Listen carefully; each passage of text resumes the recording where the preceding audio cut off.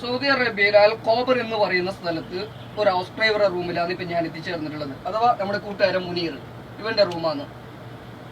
ഖബറും ഈ ഹൗസ് ഡ്രൈവറുടെ റൂമുമായിട്ട് ഒരു വ്യത്യാസവും ഇല്ല. ഒരു വ്യത്യാസമേ ഉള്ളൂ, AC. അവിടെ കാണാം AC. ഖബറിൽ AC ഇല്ല. മന്തട്ടെ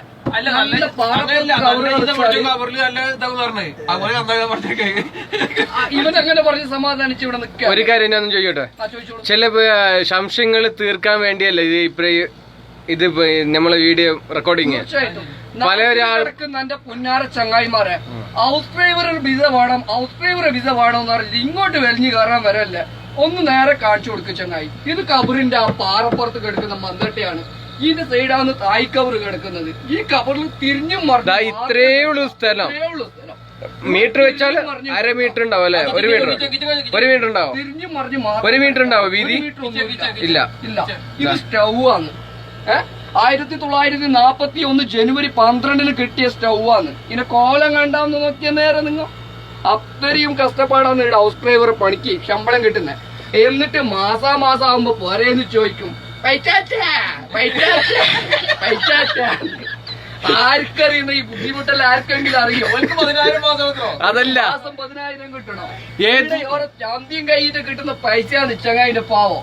നമ്മളും അങ്ങനെ ഹൗസ് ഡ്രൈവറായിട്ടൊന്നും ഇവിടെ പണിയെടുക്കുന്നില്ല. ബാത്റൂം ഒന്ന് കാണിക്കാലോ. ബാത്റൂം കാണിച്ച ഉച്ചക്ക് ചോറും പോവില്ല. ബാത്റൂം കാണിച്ച ഉച്ചക്ക് ചോറും പോവില്ല. പക്ഷെ വേറെ കാര്യം, ഈ സാധനം ഇത് കാണാൻ വേണ്ടി വെച്ച മാത്രമാണ്. വർക്കില്ല. ഉച്ചയിട്ട് അപ്പുറത്തെ കൂടി കൂറ ചാടി പോരും. അതുകൊണ്ട് തുച്ചിടാണ്ട് വെക്കുന്നതല്ല. ടോട്ടൽ വീതി ഈ റൂമിന്റെ അളവെടുത്താൽ 1.5 മീറ്ററും ഇങ്ങനെ പിടിച്ച കൈമുട്ടുന്നു. 2 സൈഡ് കൈമുട്ടുന്നു. മേപ്പോട്ട് ഉയരവും ഇല്ല, ഒരാളെ പൊക്കവും ഒരടിയും ഉണ്ടാവും. ഇല്ല, ഒന്ന് ഓളിബോളി കളിക്കുന്ന എന്നെ പോലെ തന്നെ തെളിയിൽ ബ്ലോക്ക് ഇടാൻ വരെ പറ്റുമോ? തലടിക്കും മേലെ. പക്ഷെ ഹൗസ് ഡ്രൈവർ എന്ന് പറഞ്ഞാൽ ചില ആൾക്കാർ വലിയ എന്തോ നല്ല വീടാണ്, സൗദി അറേബ്യയാണ് അല്ലെ? സൗദി അറേബ്യയാണ്, നല്ല വീടാണ്, അവിടുത്തെ ജനങ്ങൾ നല്ല വന്നൊക്കെ ഒരേ ഒരു കാര്യമേ ഉള്ളൂ, പരിശുദ്ധമായ ഹജ്ജും ഉംറയും ചെയ്യാം. അതൊരു ഭാഗ്യം ജീവിതത്തിൽ എവിടെ പോയാലും കിട്ടും. അത് ഇവിടെ ഇല്ല. ഹൗസ് ഡ്രൈവറെ കുറിച്ച് വ്യത്യസ്തമായി ജോലിനെ കുറിച്ച് ഒന്നും പറയാം. വിസയിൽ ഇങ്ങ് വരണ്ട, കാല് പിടിച്ചോ മക്കളെ. ഞങ്ങൾക്ക് എന്തൊക്കെ കഴിഞ്ഞ 10 രൂപ പണി ടൈം, ഡ്യൂട്ടി ടൈം പറയാം. ഡ്യൂട്ടി ടൈമേ ഉള്ളൂ. ഓവർ ടൈമാണ്, ശമ്പളം ഇല്ല. എത്ര മണിക്കൂർ ഒരു മിനിമം ഡ്യൂട്ടി ആയിരിക്കും? മണിക്കൂറുകൾ 24 മണിക്കൂറുണ്ട്. ഒരു ദിവസം ഉണ്ടെങ്കിൽ 23 മണിക്കൂറും പണി തന്നെ ആയിരിക്കും. 1 മണിക്കൂർ കക്കൂസിൽ പോകാൻ കിട്ടും. അത്യാവശ്യം പോകണമെന്ന് പറഞ്ഞാൽ മാത്രം കക്കൂസ്. അതല്ല, എന്റെ അഭിപ്രായത്തിൽ നിങ്ങൾ യോജിക്കുന്ന കേസ് പറഞ്ഞാൽ എന്തറിയോ? ചോദിച്ചോളൂ. പിന്നെ ഇതിന് ഡ്യൂട്ടി എന്ന് പറഞ്ഞിട്ടില്ല. ചിലപ്പോ ഉറങ്ങാൻ പറ്റും, ചിലപ്പോ ഉറങ്ങാൻ പറ്റില്ല. എനി ടൈമിന് അവർ വിളിക്കുമ്പോ പോവാ വരാ അല്ലെ? അല്ല, ഇതിന് പറയാൻ ചുരുക്കി പറയുകയാണെങ്കിൽ ഇത് ഖബറിൽ ഒരു അസാബ്, അത്രേ ഉള്ളൂ അല്ലെ? ഒരു അസാബ്. നായിക്കും താഴെയല്ലേ ഈ ജോലിന്റെ അല്ലെ? നമ്മള് വീട്ടിൽ കേറി കഴിഞ്ഞാൽ നമ്മള് നായിന്റെ സ്ഥാനത്തെ കാണുന്നുള്ളൂ. നമ്മള് ഭക്ഷണം കഴിച്ചാൽ ഈ കൂട്ടാൻ്റെ പ്രശ്നം ഉണ്ടായിരുന്നു.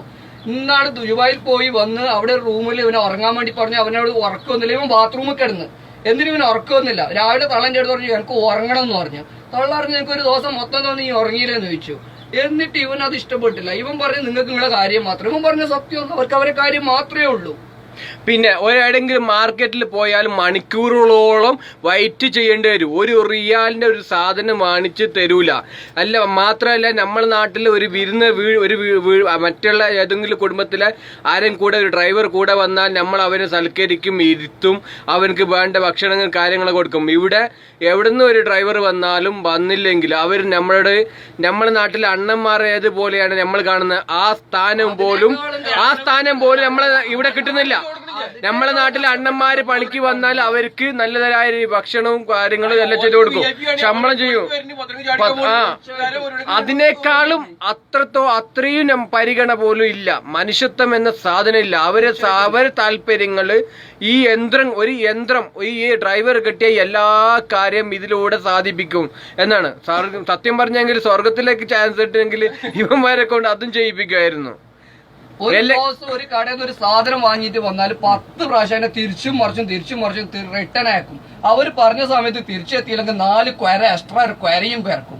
അതും കേട്ട് കഴിഞ്ഞാൽ പിന്നെ ഉച്ചക്കത്തുള്ള ഭക്ഷണം ഒന്നും പോവില്ല. എന്നിട്ട് നാട്ടിൽ നിന്ന് പൈസ വേണോ പൈസ ഈ പൈസ കൊടുക്കുന്നേ അതല്ല എനിക്ക് പ്രത്യേകിച്ച് പറയാനുള്ളത് ഹൗസ് ഡ്രൈവർ ഏത് വിസ കിട്ടാലിരിക്കുമ്പോ കിട്ടിയ വിസ മതി എന്ന് പറഞ്ഞ് ഹൗസ് ഡ്രൈവർ കയറി വരാൻ നിൽക്കരുത്. കാരണം ഇവിടെ വന്നിട്ടാകുമ്പോ അവരെ ചെറിയ കുട്ടി മുതല് തള്ള മുതൽ അവര് വീട്ടിൽ 10 പേരുണ്ടെങ്കിൽ 10 പേരെയും വാക്കുകൾ നമ്മ കേൾക്കേണ്ടി വരും. അവർ താഴെന്ന് പറഞ്ഞാൽ നമ്മ അങ്ങോട്ട് പോകണം. അവര് ആര് പറഞ്ഞെങ്കിൽ ഒരു നമ്മക്ക് അങ്ങോട്ട് എന്നും എതിര് പറയാൻ കഴിയില്ല. അവരെല്ലാം പറയുന്ന കാര്യം ചെയ്തോളൂ. കഴിഞ്ഞ ആഴ്ച നമ്മുടെ കൂട്ടുകാരന് മുനീർ ഭക്ഷണം ഉണ്ടാക്കാൻ ചെയ്യായിരുന്നു. ഭക്ഷണം ഉണ്ടാക്കാൻ ആദ്യം ചട്ടി കഴുകിക്കൊണ്ടിരിക്കുമ്പോ ഇവനെ വിളിച്ചു.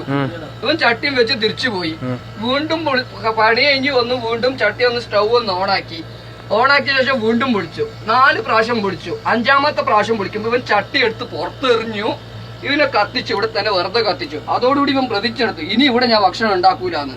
കണ്ട നിങ്ങൾക്ക് മനസ്സിലാവും ചങ്ങായിമാരെ, ഇതൊരു തുണിയാന്ന്. ഇത് കണ്ണീര് തോർത്തിയ തുണിയാന്ന്. ഇത് കരുത്തുണിയല്ല. അറിയോ നിങ്ങക്ക്? ഹൗസ് ഡ്രൈവറെ